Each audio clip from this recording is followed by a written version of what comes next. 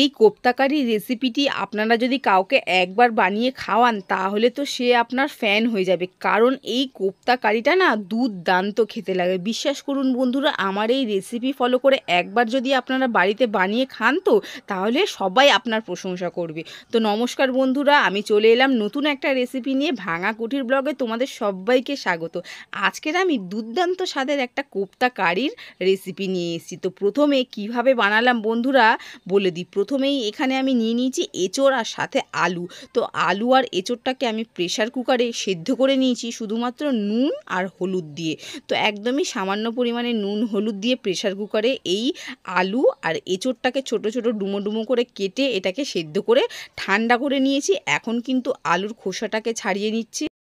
খোসাটাকে ছাড়িয়ে নিয়েছি। এখানে আমি প্রায় দুটো আলু দিয়েছি, একটা বড় আলু আর একটা ছোট সাইজের আলু দিয়েছি, আর অল্প পরিমাণেরই এঁচোড় দিয়েছি। আর এঁচোড়টা মানে ছোট ছোট ডুমো ডুমো করে কেটে নিয়েছিলাম আর কি। এবার এই এঁচোড় আর আলুটা মোটামুটি ধরা যাচ্ছে এই অবস্থাতেই এখন কিন্তু আমি ভালো মতন এটাকে চটকে চটকে কিন্তু একদমই মেখে নিচ্ছি। আর যাতে গোটা গোটা না থাকে, এঁচোড় বা আলু একদম গোটা গোটা না থাকে, যতটা পারবো ততটা কিন্তু চটকে চটকে আমি মেখে নিয়েছি। এবার একটা মশলা করে নেবো। তো প্রথমেই এখানে একটা ছোট্ট মিক্সিং জার নিয়ে নিয়েছি, এর মধ্যে দিয়ে দিয়েছি চিংড়ি মাছ। তো এই চিংড়ি মাছ দিয়ে বানালে না এই রেসিপিটা দুর্দান্ত লাগে, একবার ট্রাই করবেন। তো প্রথমেই এর মধ্যে মিক্সির জারের মধ্যে চিংড়ি মাছ, কয়েকটা কাঁচা লঙ্কা, সাথে কয়েকটা রসুন আর দু টুকরো আদা দিয়ে এটাকে একদম মিহি পেস্ট করে এর মধ্যে দিয়ে দিলাম। এবার এর মধ্যে দিয়ে দিয়েছি পরিমাণ মতো নুন আর সামান্য একটু হলুদের গুঁড়ো দিয়ে এখানে দিয়ে দিয়েছি 2 চামচ মতন বেসন। ব্যাস, এতে কিন্তু আর কিচ্ছু লাগবে না। তো মোটামুটি এই মশলাটুকুই আমি এর মধ্যে দিয়েছি। দিয়ে এটা ভালো মতন কিন্তু মেখে নিতে হবে। বেসনটা দিয়েছি যাতে এটার বড়ার একটা ভালো মতন শেপ দেওয়া যায়। এবার এটাকে আমি একটুখানি চটকে চটকে ভালো মতন মেখে নিয়েছি। মোটামুটি 2 চামচ মতন বেসন দিয়েছি, এতে কিন্তু আর বেসন আমার লাগবে না। অনেকেই এই কোপ্তা কারির বড়াতে কিন্তু অনেক রকম মশলা টশলা দেয়, গরম মশলার গুঁড়ো টুড়োও দিলে কিন্তু বেশ ভালো লাগে, তবে আমি কিন্তু এর মধ্যে আজকের আর দিলাম না। তো এদিকে কিন্তু একটা সসপ্যানের মধ্যে আমি তেল বসিয়ে দিয়েছি, তেলও মোটামুটি গরম হয়ে গেছে। এখন কোপ্তাগুলো একে একে কিন্তু চ্যাপটা চ্যাপটা করে একটু ভেজে নেব। তো যে যেমন খুশি শেপ দিয়ে ভাজতে পারেন, আমি কিন্তু এইভাবেই চ্যাপটা চ্যাপটা করে ভেজে নিচ্ছি।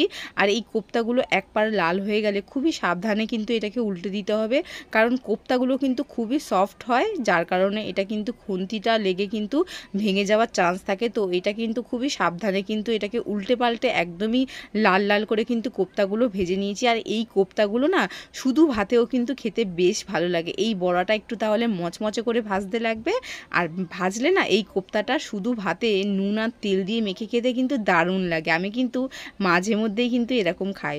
তো প্রথম ব্যাচের কোপ্তাগুলো আমার ভাজা হয়ে গেছে, দ্বিতীয় ব্যাচে যেটুকু বাকি ছিল তো সেটুকুও আমি ভেজে নিচ্ছি, একদমই লাল লাল করে মচমচে করে ভেজে নিচ্ছি। তো সমস্ত কোপ্তা কিন্তু ভাজা হয়ে গেছে। এবার কিন্তু এই কোপ্তার গ্রেভির জন্যে একটু মশলা করে নেবো। তো এই যে মোটামুটি সমস্ত বড়া ভাজা হয়ে গেছে, একটা কিন্তু গরম গরম বড়া ভাজা টেস্ট করে দেখলাম দারুণ হয়েছে।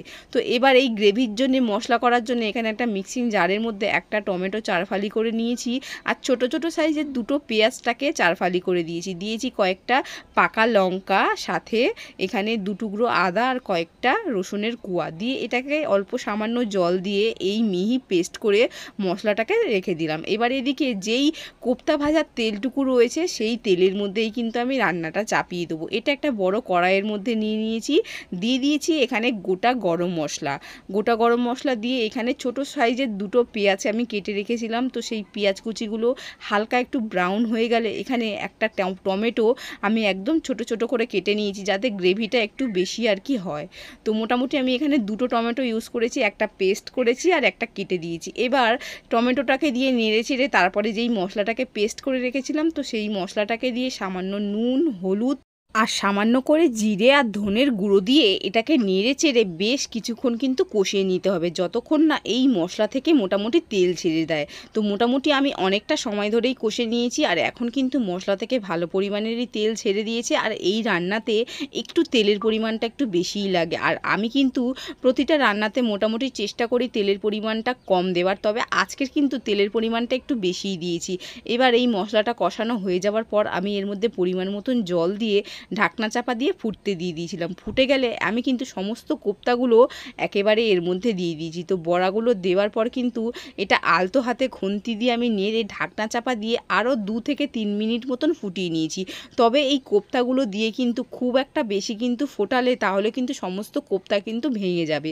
এবার এর মধ্যে 1 চামচ পরিমাণে দিয়ে দিয়েছি চিনি, আর সাথে একদমই অল্প পরিমাণের একটু দিয়েছি গুঁড়ো গরম মশলা, আর দিয়ে দেবো এখানে 1 চামচ মতন ঘি। এটা দিলে দারুণ হয় কিন্তু এই কোপ্তার ফ্লেভারটা। এবার এটা কিন্তু মোটামুটি আমার রেডি হয়ে গেছে। এখন কিন্তু আর নাড়াচাড়া করব না, ঢাকনা চাপা দিয়ে এটা প্রায় 5 থেকে 10 মিনিট মতন রেখে দেবো। এবার সমস্ত ফ্লেভার কিন্তু চলে এসেছে। যখন ঢাকনাটা খুলি তখন কিন্তু দারুণ একটা ঘিয়ের স্মেল বেরোচ্ছিল। তো এই যে মোটামুটি আমার কিন্তু রেডি হয়ে গেছে এঁচোড় চিংড়ির কোপ্তা কারি। এই এঁচোড় চিংড়ির কোপ্তা কারিটা না দুর্দান্ত লাগে। আপনারা কিন্তু অবশ্যই আমার রেসিপি দেখে তো নিয়েছেন, বাড়িতে কিন্তু একবার হলেও কিন্তু ট্রাই করবেন। আর হ্যাঁ, জানাতে কিন্তু ভুলবেন না যে কেমন হলো।